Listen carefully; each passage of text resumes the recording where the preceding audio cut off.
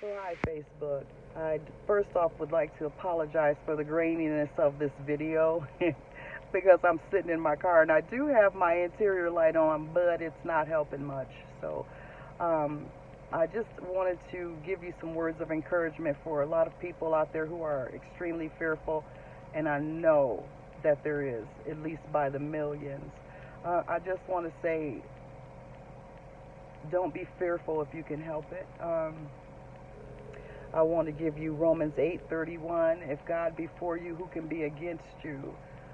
And it's time for everybody to start standing up and um, or rising up, against what we're seeing today.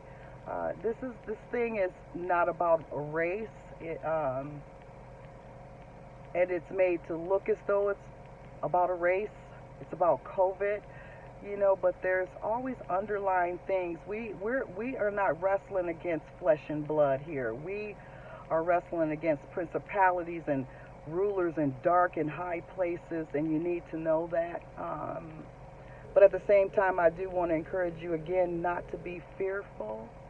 I know there's a lot of you out there not reading your word, and I'm not condemning you. I don't have the power to condemn you.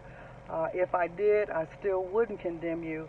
I would, however, love to encourage you to start reading your word, because in Matthew 4 and 4, the word tells us, it is written, man shall not live by bread alone, but by every word that proceedeth out of the mouth of God. And then we hear it again in Hebrews or 2 Corinthians, where faith cometh by hearing, and hearing by the word of God.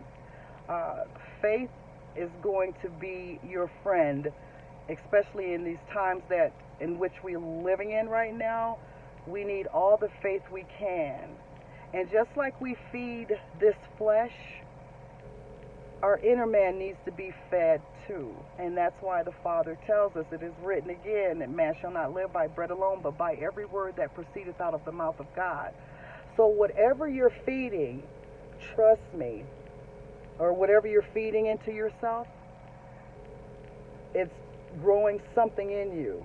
I know for me, I stopped watching the news a lot because it seemed so dark and dreary, nothing encouraging in the news. Also, a bunch of lies in the news. I hate to say it, but it's true. And that wasn't doing absolutely anything for me but feeding or trying to create anxieties within me. And I think I really stopped watching the news after my son was killed in 2009.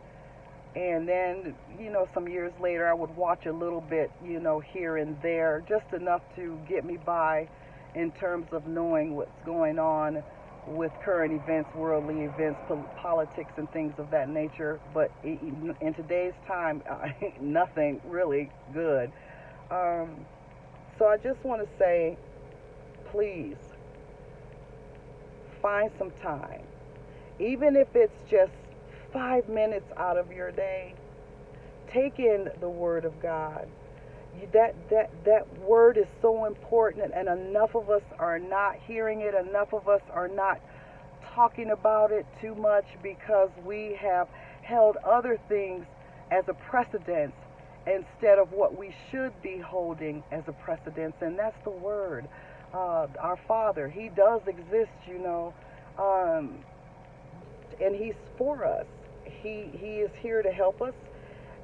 His word is a lamp unto our feet and a light unto our path. And in these dark times, this is what we need now. We need a lamp. We need a light. We need a navigator.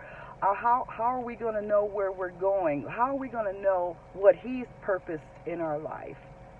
A lot of us are going on things that we've purposed for our life, but it doesn't have the Father's signature or approval mark on it. So get that word in you. Start growing. Start allowing your faith to grow and then flourish. And I promise you to cut down on a lot of the fear factors that are taking place today. Like Hebrews 11:1 says, faith cometh now faith cometh by hearing, and hearing by the word of God. That now in all caps is there for a reason. Now faith is